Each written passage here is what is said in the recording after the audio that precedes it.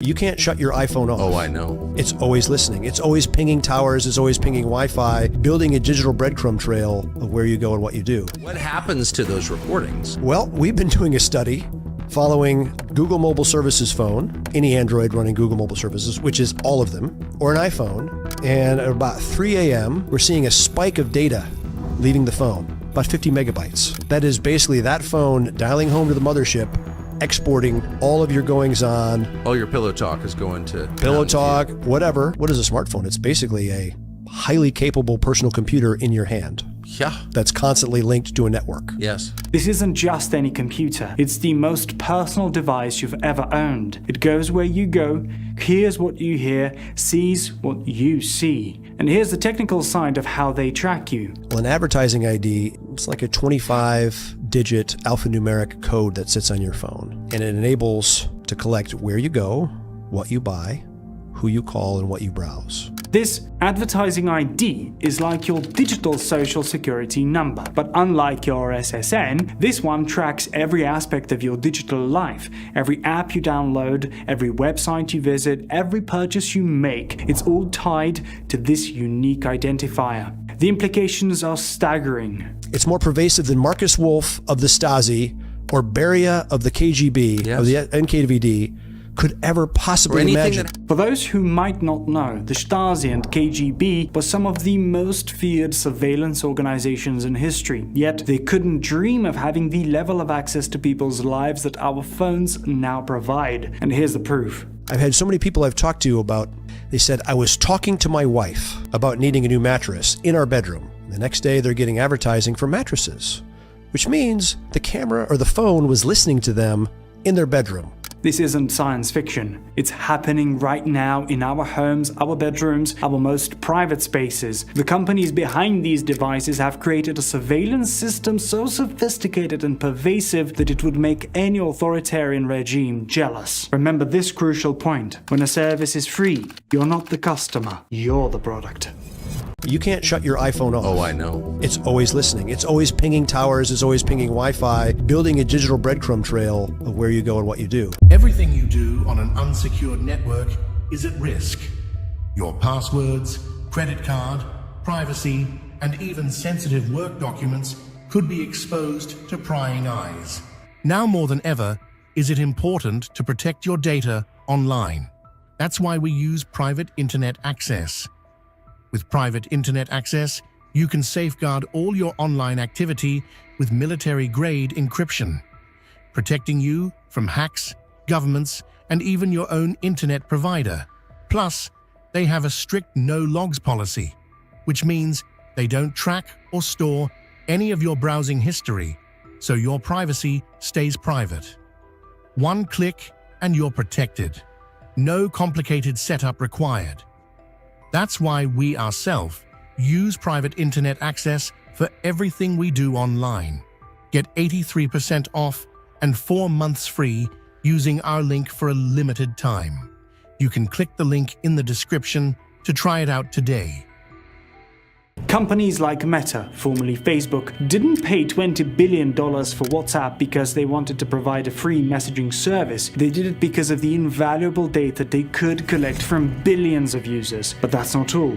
John McAfee, the cybersecurity legend, takes this warning even further. People are foolish if you believe you can go onto the internet, sign on to a social media site, and expect to have privacy. That's ridiculous. How do these companies make money? Seriously, Google makes money by knowing where you are, what you're buying, who you're with, who your contacts are, who you last talked to, where you're eating your dinner.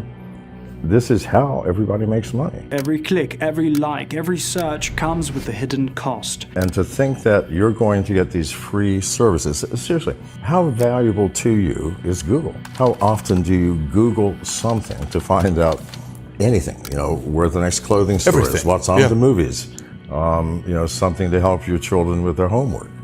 Constantly. Invaluable. What does it cost you? Zero.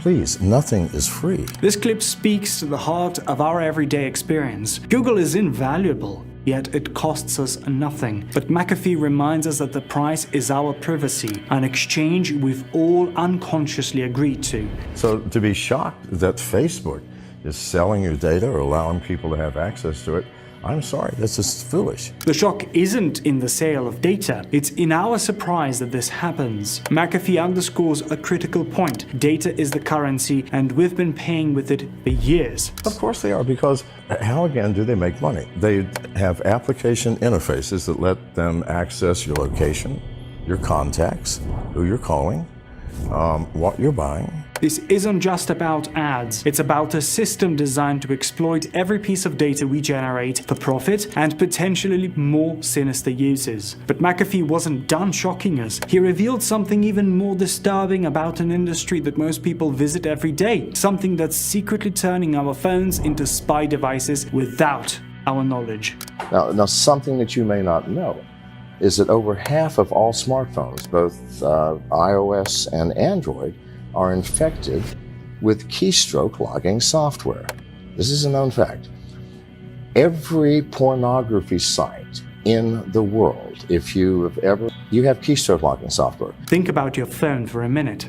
Your passwords, bank details, private messages, everything you type goes through this device. We trust our phones completely, carrying them everywhere and using them for our most private activities. But according to McAfee, this trust might be our biggest mistake. The scary part, the way hackers get into our phones is surprisingly simple. How do you think they make their money? See, this is the issue. It costs millions of dollars to maintain these massive databases and have the bandwidth to disperse this pornography. And yet you don't pay? Yes, you're paying. The instant you visit the site, if you have an Android, for example, the site runs a JavaScript which sets the download unauthorized application flag. Here's what's really going on. These websites aren't free at all. We're paying with our security. They spend millions running their sites but never ask for a credit card. Why? Because they're making money by selling access to our phones. It's like leaving your house keys with the stranger who makes copies before giving them back. But if hackers have access to so many phones, why aren't we seeing massive attacks? The answer is chilling. Why has this not happened to you already? Because hackers are not stupid. In order to take something, they have to download additional software. If they only take 400 or 500 people's bank accounts in one day, then the next day the white hat hackers are going to say, this is how they did it. No, they're going to wait until one day this year or next year, and 100 million people in one day are going to have your bank accounts eradicated. These hackers aren't small-time crooks looking for quick cash. They're playing a much bigger game. Instead of stealing from a few people and getting caught, they're waiting to hit millions at once. It's like planning a massive bank heist, but instead of one bank, they're targeting everyone at the same time. And who's behind all this? The answer is crazy. And the Russian cyber mafia and the Chinese cyber mafia are so powerful. They pay literally hundreds of millions of dollars to these pornography sites to allow them to access your smartphone so that at some point they can utilize that. We're talking about powerful criminal groups with deep pockets. They're spending hundreds of millions just to get access to our phones. That's how valuable our information is to them. So, which phones are safe? I can tell you what the most secure is. It's this one, the one that I carry, and it's a Samsung S7. And the reason is it is the only phone that cannot be remotely rooted or remotely jailbroken. All iPhones can be rooted. The most hackable phone in the world is the iPhone. Android is second. This is surprising news for many iPhone users who thought their phones were super secure, but the problems don't stop with our phones. The cloud is a place where I'm going to store data. I don't know what computer it's on or even what country it's in. I don't know who is managing it and monitoring it and controlling it. I know nothing. And I'm willing to put my valuable data there? No. The cloud seems convenient, but think about it. We're giving our private information to people we don't know, storing it in places we can't see, protected by security we don't understand. It's like giving your diary to a stranger and hoping they'll keep it safe. But here's the scariest part. This isn't just about stealing your photos and reading your emails. Nation states are creating weaponized software that can destroy another nation's power grid. I'd rather have nuclear bombs dropped because they're localized. If you lose a power grid for a nation, you will be living in a cave within a year, wearing animal skins, because there is no other hope. This goes way beyond personal security. Countries are now building digital weapons that could send us back to the Stone Age. A cyber attack on our power grid wouldn't just mean no Netflix. It would mean no food delivery, no hospitals, no modern life at all. So what can you do? Start by being careful about what websites you visit. Think twice before storing sensitive information in the cloud. And remember, when something's free, you're probably paying for it in ways you don't see. In today's world, taking care of your digital security isn't just smart, it's essential for survival. As soon as you connect to any of those, I have your password, I have anything in between. Oh man. You can hack anything. Car keys, garages, gates, anything that's on radio frequency, access control badges for doors and credit cards. There we go, I just read my card there, and if you want, I could show you the beginning of it.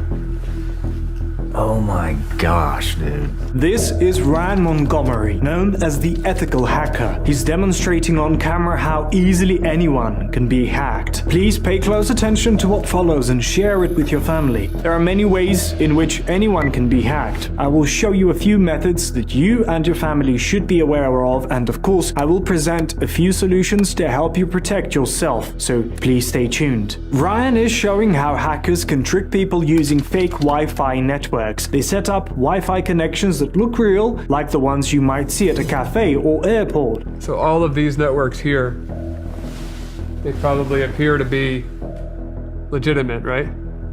Yeah. But they're not. These are all fake networks? They're all powered by me. So as soon as you connect to any of those, I have your password, I have anything in between. So that's one thing, that's just Wi-Fi. And you just, oh man. Is this how people are stealing information? This is one of many ways. When someone connects to one of these fake networks, the hacker can see everything they do, like the websites they visit or passwords they type in. Instead of your device talking directly to the real internet, it's actually talking to the hacker's computer, which pretends to be the internet. The hacker can then send you fake websites or steal your information without you knowing. This type of attack is called a man-in-the-middle attack, and it can happen in places where public Wi-Fi is used. So what about the Wi-Fi connections in airplanes? They're actually, you can hack anything. But GoGo Inflate, they have a pretty good segment on their network, so you're pretty safe with GoGo.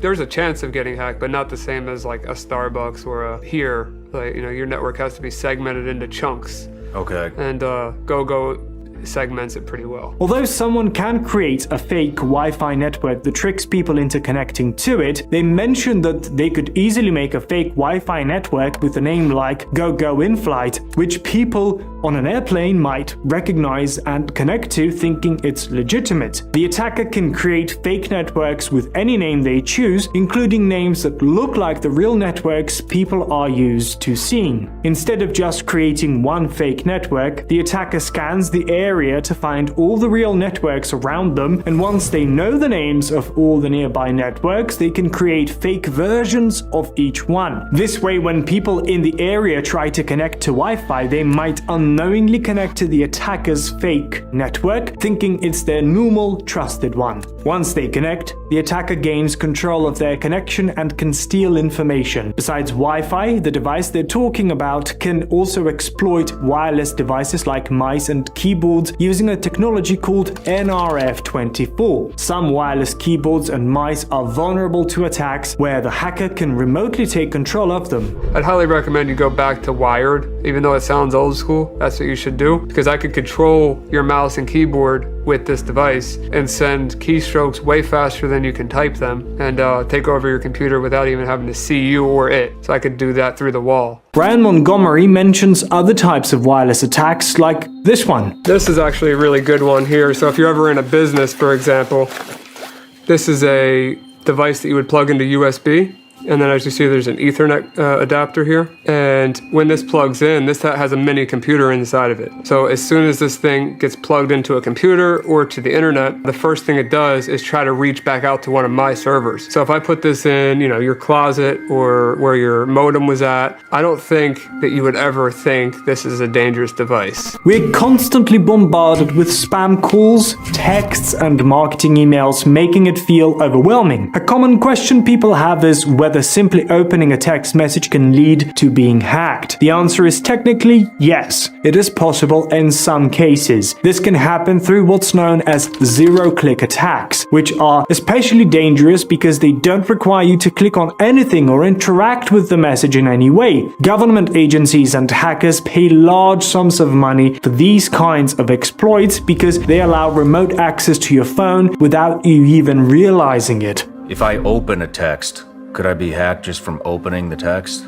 Technically, yes. There was one going around for quite a long time called Pegasus. And then there was another one called Pegasus 2.0. It didn't require any user interaction from anyone. You would just send to a phone number. They'd have full remote access to your phone. Even without opening the text? Without opening anything. Holy shit. How do you defend against something like that? You can't. There's no way to defend yourself. That's why they're so valuable, because there's nothing you can do. Another thing that can be hacked is your credit card. With a simple swipe of radio frequency identification device, they can read the details from a tap-to-pay credit card. This process is so fast that the person can steal your information instantly just by brushing past you. This works best with modern credit cards that use tap-to-pay technology, which includes an RFID chip. Older cards without this feature can't be read by such devices. So there we go. I just read my card there, and if you want, I could show you the beginning of it. Oh my gosh, dude. Yeah, so it's that easy to steal your credit card number. This is just a proof of concept device. You know, there's devices out there that could do this from further away. How fast could you just brush by somebody and... Instantly. Instantly. Yeah, there's no delay there.